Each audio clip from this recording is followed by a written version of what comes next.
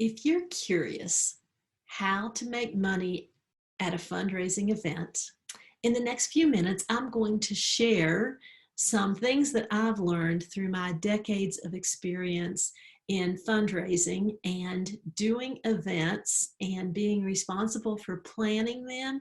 And so I'll help you with some of that too.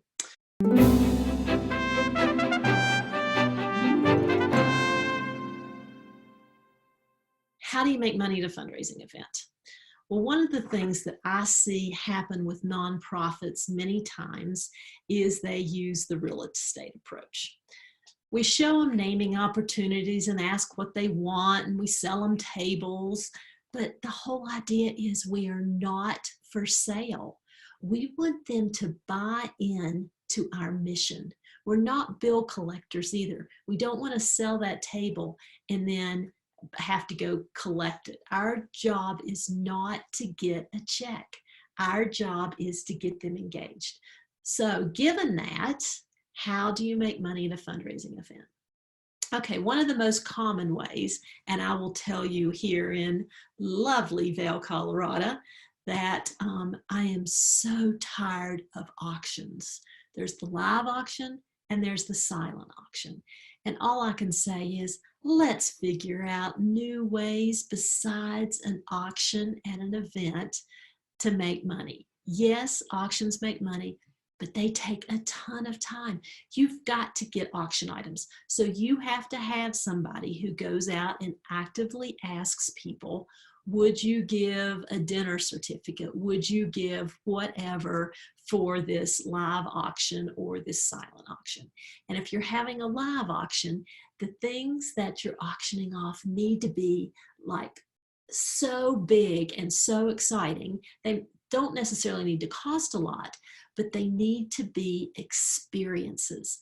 That's what people are looking for. Experiences that they couldn't get anywhere else. So let me tell you, a few years ago, we had somebody that said that he wanted to give a sleigh ride down his driveway as an auction item.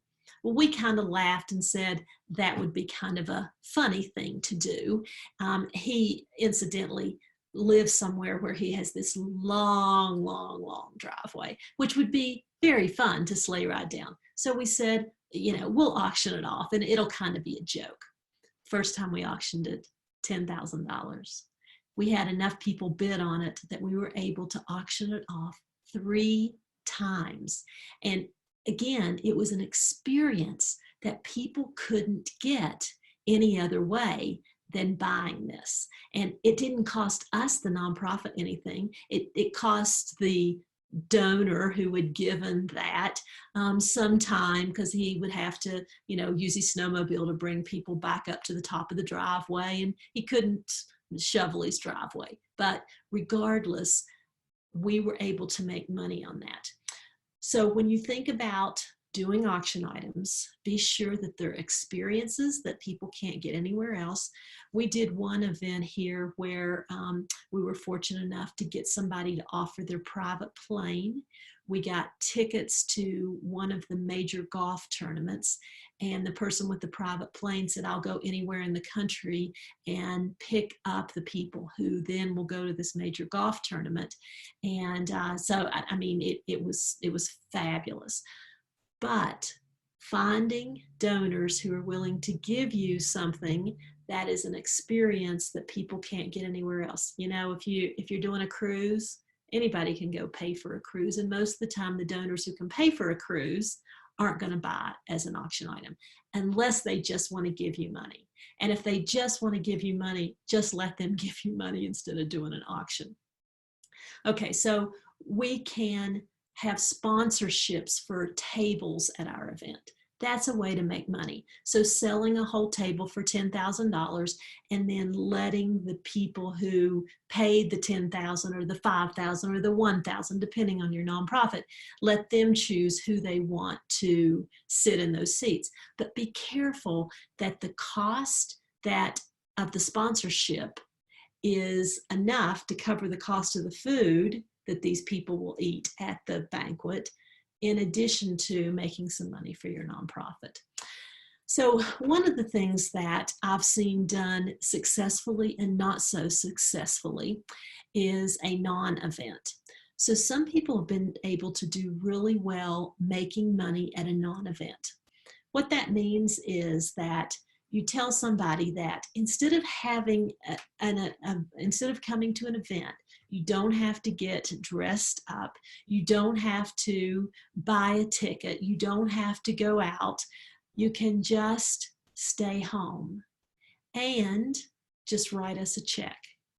It's a lot easier on everyone. So let's say you have a theme of a tea party, and you send them just a little packet of tea, and you tell them at this specific time on this specific day, you will have this cup of tea, and you will toast it to us, the nonprofit.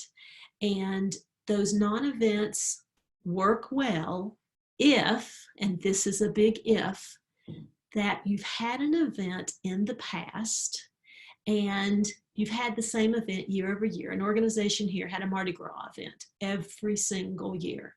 People were tired of it. They literally were tired of it. They wanted to give the organization money, so they decided to have a non-event. Worked like a charm. Another nonprofit who hadn't ever had an event before tried a non-event. It didn't work because people weren't tired of going to an event. They just didn't get the idea. Okay, so that is a way to make money at a non-event. But then having a non-ask event.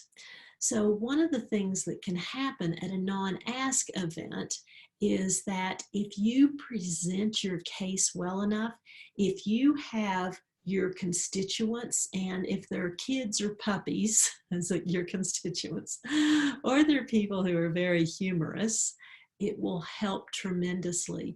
Because if you say, we're not going to have any envelopes on the tables, we're not going to do an ask at the event, this is basically just a non-ask event. But the key to a non-ask event is your follow-up afterwards. Just because you don't ask at the event and you tell them it's going to be a non-ask, that doesn't mean that you can't ask them after the event, after they've gone, and as soon as possible after the event, so that they still have that warm glow. You can do auction items that are unusual, that sometimes will bring in a lot of money, like kids riding to school on a fire truck, or being principal for a day, or anything that is unique and different.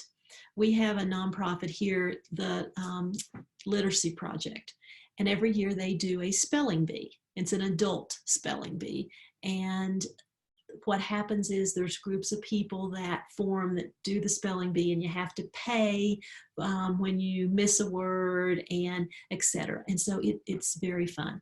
So if you are thinking about how can I make money at a fundraising event, I want you to sit down and make a list of everything that your nonprofit stands for, everything that's important to your nonprofit, and then look over here and say, how could we create an event that honors what we're all about? For instance, there's a watershed association, and I said, you need to have an event down by the river. It needs to be what you do and who you are.